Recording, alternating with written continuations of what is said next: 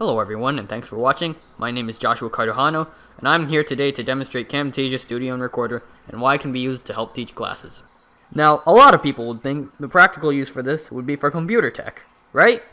If you know where to apply this, it can go further than that. For example, if there's something you need to show online to your class and how to demonstrate it, this is perfect. The screen recorder can record any resolution and any section of your screen, whether it's the full screen or even just a portion. Now, while you could just demonstrate this to your class, if you have other classes doing the same assignment, or your students just forget what to do, you can just upload a video to eClass or D2L to save time from doing it again. That and Camtasia gives you the option to attach a shareable content object reference model, or SCORM e-learning lesson, to your video. Now, while I can't record this on screen myself since it actually has to be recording, before you start recording, you would have to pick your resolution, whether it's full screen. Now, you could do this before and during the recording. You can add a system stamp or a caption. A system stamp basically displays the date and time in the top right corner. It also would have given you an option whether you wanted to record your voice or not. You also would have been given the option to hotkey specific commands, but the default is that F9 pauses the recording, F10 entirely stops the recording, and M puts a marker. Now, recording can go on as long as you'd like. Unlike other screen recording software, like Bandicam or Fraps, this recorder combines high quality recording without a time limit. If your recording looks good as it is in the preview, you can just choose to begin rendering it right away. Audio and video aren't only kept on one track for each type of rip. Different tracks can be added for specific things. For example, if the majority of a track needs to be muted, except for one part of the clip, that part can be shifted up into another track while the rest is muted. Audio editing is pretty straightforward. You can opt to either change it by a fixed amount, or you can reduce or increase it by a precise percentage, as shown here. If you find this to be difficult, you can choose to increase the size of the audio graph with the scroll bar on the bottom. Alright, with that out of the way, captions should be pretty easy to go through. A new track is created specifically for the captions. And as you can see, it has created a new track.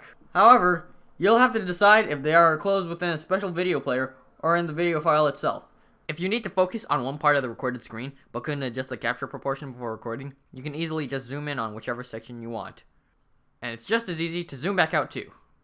If the mouse cursor has to be removed from the video, that can be adjusted too. You can even make it so that a clicked region, depending on left click or right click, has an effect to make it more visible. You can even highlight it, center in on it, or even zoom in where the cursor is. There's even an option to put a quiz into the video. Naturally, this would have to be enclosed in a video player.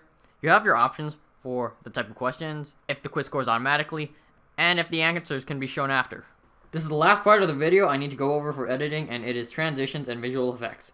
Transitions here work like with any other program, but then there's visual effects. I've shown earlier that you can zoom in or out of the video to a specific scale. They also allow you to do things like make the video more or less opaque. You can also slide over or rotate the video from 3 different axes. I will demonstrate this right now. Okay, so X and Y move it from its respective axes. Z zooms in and out. Rotating, Z rotates it the way that you'd expect it to. Y rotates it sideways, and X rotates it downward. Okay, so we've covered everything that revolves around editing, so I will show you now your production options. So, you could pick a MP4 video with or without a special video player. The video player is necessary if you're going to include a quiz or open captions in the video, or you could just share directly to YouTube, Google Drive, or Screencast.com, or even pick your own production settings. You can pick the file format.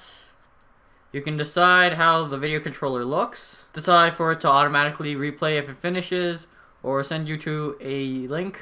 There's also the option, once again, to change the M and video sizes, and there are options for the frame rate and encoding. As you can see, you can choose for the encoding to have a smaller file or higher quality. Audio setting, there's not much to this. You can choose for it to be encoded or for it to have a higher or lower bit rate. You can opt for it to have open and closed burned-in captions, for the captions to be initially visible. As I mentioned earlier, quizzing is also an option. Now, for the last part, video info. You can opt for a title, subject, category, author information.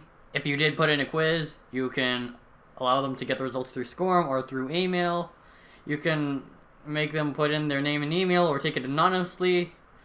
You can change the text and labels for the certain buttons for while they're taking the quiz. For SCORM, you have these options like the quiz title description, the ID, and also the passing, change the passing score or the viewing percentage required. It can be zipped or unzipped. So to keep going on with this, you'll have to put in your email. So I'll just put in my default production name, the folder it's downloaded in. You can change this if you want. I'll just keep it as it is.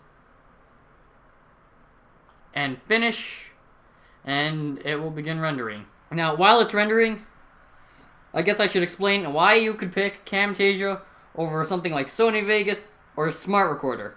Sony Vegas is about $675 in Canadian, while Camtasia is just under $320. Camtasia also gives you the option to attach an e-learning lesson like I mentioned earlier, and quizzes, something that Sony Vegas doesn't have. Naturally, this would be important since we're looking at Camtasia for educational purposes. Now, while Smart Recorder does come with other tools that teachers could use, Camtasia focuses more on the recording software and gives you more options, plus better recording quality in general. So, aside from these, Camtasia and Sony Vegas are both great recording softwares, as is a Smart Recorder if you don't need something as fancy. But if you want something in education, the better choice would be Camtasia. Thank you for watching. I hope this tutorial was helpful.